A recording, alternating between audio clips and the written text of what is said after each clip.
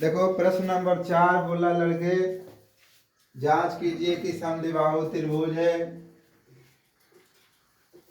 समद्विबाहु त्रिभुज। ठीक है लड़के, तो समद्विबाहु त्रिभुज की बात कर रहा है तो सबसे पहले तुम्हें याद होना चाहिए कि मान लो ए बी सी तुम्हारा त्रिभुज हो गया, तो इसमें ये वाले भुजा इसमें इस वाले भुजा का क्या होता है, बराबर होता है।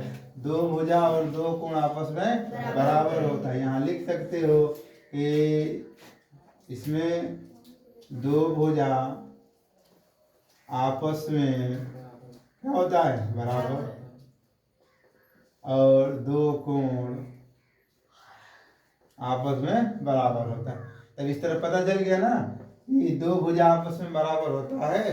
तो यहाँ पर एक त्रिभुज दिया है लड़के, यदि तुम बनाना चाहोगे निर्देशांक पर तो ठीक बना लेना, वैसे नहीं तो मैं ऐसे बना दे रहा हूँ।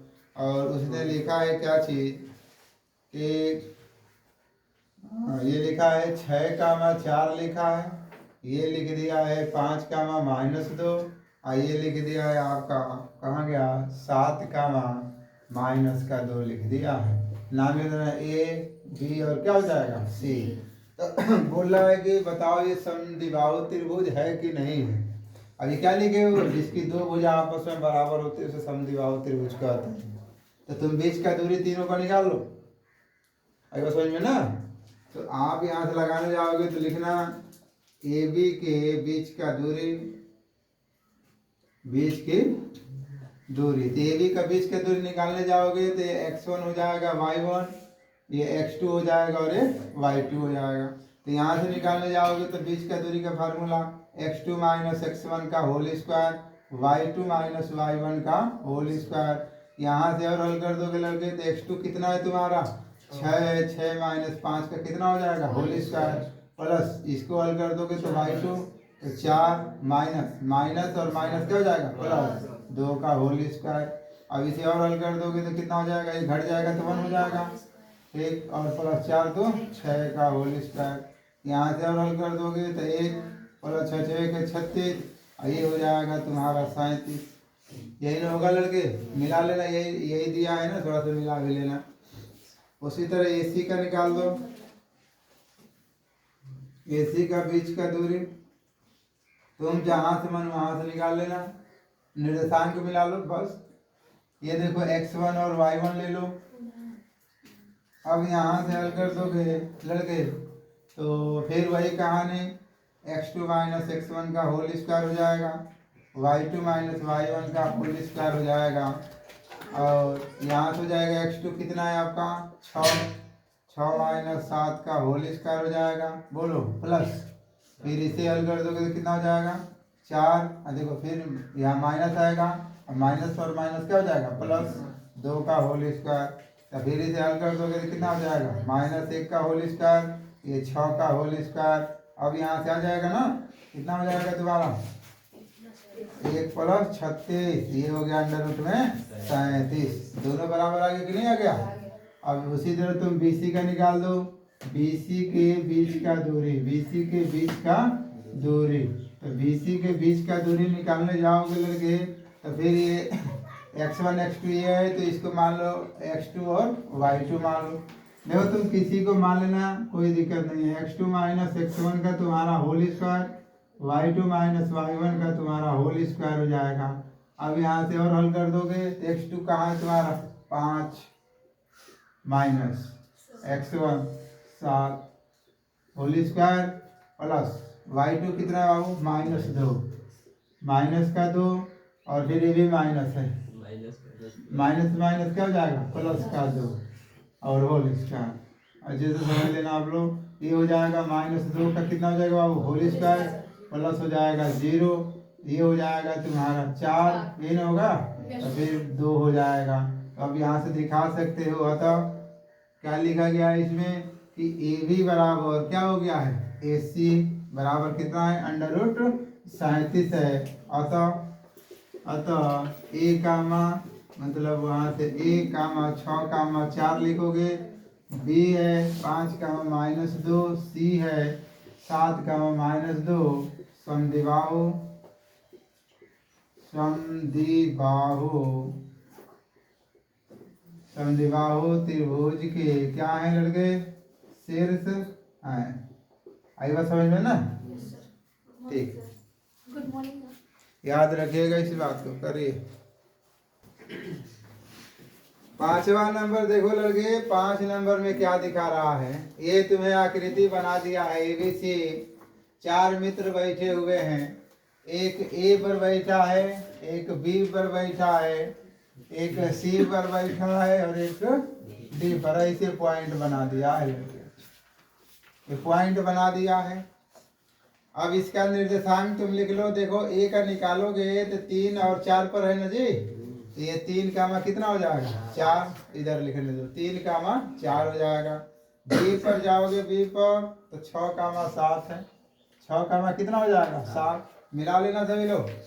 सी पर जाओगे तो 8 कामा 4 है। सी पर हाँ 9 कामा कितना हो जाएगा? 4 हो जाएगा। 9 कामा 4 हो जाएगा ना। डी पर कितना है बाबू तुम्हारा? ये हो जाएगा तुम्हारा 6 कामा 1। सबको समझ में आया ना कैसे लिखा गया है? हाँ ठीक है, कोई बात नहीं।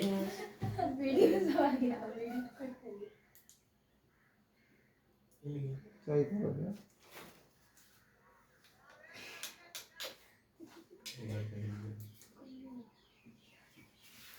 ठीक है ना लड़के? निर्देशांक पता है कैसे लिखा हूँ? अब यही बोल रहा है ना, देखो इस तरह मिला दोगे, इसको यहाँ मिला दोगे और इसको मिलाना है, ये इसका आकृति। अब पूछ रहा है कि ये बताओ कि क्या ये एक वर्ग है? तो वर्ग लिखा है, वर्ग लिखा है, वर्ग लिखा है तो क्या करोगे आप? आप यहाँ से लिख दोगे चारों जो भुजा है आपस में बराबर होता है, अर्थात ए बी बराबर बी सी, सी ए बराबर डी ए, कोण ए बराबर कोण बी बराबर कोण सी बराबर कोण डी बराबर 90 डिग्री।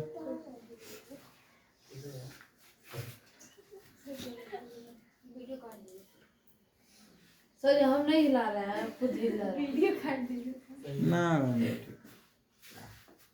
आई बात समझ में ना?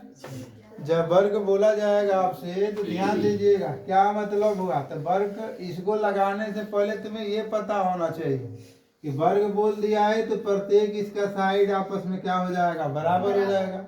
अब चूंकि साइडें निकालोगे, यहाँ कोण नहीं निकालना है, लेकिन फिर भी मैं लिख दिया यहाँ से। आई बात समझ में ना? आज से किसी थोड़ा बोलिएगा। अब जब इसको लगाने जाओगे तो सबका तुम दूरी निकाल दो। जैसे तुम ए बी का निकालने जाओगे तो चलो मैं अलग अलग लिख दे रहा हूँ, ऐसे थोड़ा और अच्छे समझ में आए। ए और बी, ए और बी है तो 3 कामा 4 हो जाएगा। यहाँ 6 कामा कितना हो जाएगा? 7। तो x1 हो जाएगा, y1, x2 हो जाएगा और y2 हो जाएगा। होगा कि नहीं होगा? तब यहाँ से निकालने जाओगे ए बी बराबर, तो ए बी बराबर का मतलब हो जाएगा x2 माइनस x1 का होल स्क्वायर। ये हो जाएगा y2 माइनस y1 का होल स्क्वायर। यहाँ से हल कर दोगे तो x2 कितना है? 6 है ना, माइनस 3 का कितना हो जाएगा? Whole square. y2 कितना है आपका? 7 और फिर माइनस 4 का होल स्क्वायर। ये होगा। अब ये हो जाएगा तुम्हारा 3, ये हो जाएगा 3, ये होगा। ये हो जाएगा तितली के ठीक। ये मिला लेना, निर्देशांक सही है ना? 18 हो जाएगा। 3 गुणते 2 हो जाएगा, तो 3 अंडर रूट कितना हो जाएगा? 2 हो जाएगा। अब ए बी के बाद ये निकल गया ना, बी सी पर आ जाओ। बी सी लिख देता हूँ यहाँ, बी और सी। तो ये हो जाएगा बी तुम्हारा 6 कामा 7 है और ये 9 कामा 4 है। इसको निकालने जाओगे तो फिर x1 y1 फिर x2 और y2, इसको फिर मिटा देना। तो बी सी इजिकल टू हो जाएगा अंडर रूट फिर x2 माइनस x1 का क्या लिखोगे लड़के? प्लस हो जाएगा y2 माइनस y1 का होल स्क्वायर। यही ना होगा? तो B C is equal to हो जाएगा अंडर रूट में x2 कितना है 9, x1 कितना है 6 होल स्क्वायर हो गया प्लस 4 माइनस 7 का होल स्क्वायर। तो B C is equal to हो जाएगा तुम्हारा कितना 3 का होल स्क्वायर प्लस माइनस 3 का होल स्क्वायर। तब B C is equal to हो जाएगा तुम्हारा तितली के 9 तो B C is equal to हो जाएगा 18 लड़के। तो B C is equal to हो जाएगा कितना 3 गुणते 2 हो जाएगा मैंने 3 अंडर रूट 2। आएगा समझ में। अच्छा बी सी के बाद तुम आ जाओ किस पर आ जाओगे डी सी पर ना। तो डी और सी लिख दो यहाँ। डी कितना है तुम्हारा 6 कामा 1 हो गया है और ये हो गया है तुम्हारा 9 कामा 4 हो गया है। x1 y1 x2 और y2। तो डी सी बराबर हो जाएगा अंडर रूट बाबू कितना 9 लिख दो रहा हूँ x2 माइनस x1 का whole square y2 minus y1 का होल स्क्वायर। तो डी सी इक्वल टू हो जाएगा कितना x2 9 माइनस 6 का होल स्क्वायर और ये हो जाएगा 4 माइनस 1 का होल स्क्वायर। तो डी सी इक्वल टू कितना हो गया तुम्हारा 3 का होल स्क्वायर प्लस 3 का होल स्क्वायर हो जाएगा। तो डी सी इक्वल टू हो जाएगा तितली के 9 हो जाएगा डी सी इक्वल टू हो जाएगा 18। तो डी सी बराबर हो जाएगा 3 गुणते 2 फिर डी सी इक्वल टू हो जाएगा 3 अंडर रूट 2। ये ना होगा ऐसे जा रहे हो। बचेगा कौन ए डी बच रहा है। तो तुम ए डी निकाल दो यहाँ ए डी निकाल दो। ए डी कितना है तुम्हारा 3 कामा 4 है और ये दिया है 6 कामा 1 यही ने लिखा है। तो इसको जब लगाने जाओगे तो लिखोगे ए डी बराबर अंडर रूट में हो जाएगा बाबू x2 माइनस x1 का क्या हो गया whole square y2 minus y1 का होल स्क्वायर होगा कि नहीं होगा। A D is equal to हो जाएगा अंडर रूट में x2 कितना है तुम्हारा x1 y1 x2 और y2 6 माइनस 3 का होल स्क्वायर 1 माइनस 4 का होल स्क्वायर। फिर वही कहानी है 3 का होल स्क्वायर माइनस 3 का होल स्क्वायर। ये हो जाएगा तितली के 9 फिर हो जाएगा 18। ये हो जाएगा कितना 3 गुणते 2 लड़के तो 3 अंडर रूट 2 हो जाएगा। अर्थात यहाँ से करने जाओगे तो क्या है ए बी है बराबर बी सी है बराबर सी डी है और बराबर डी डी है।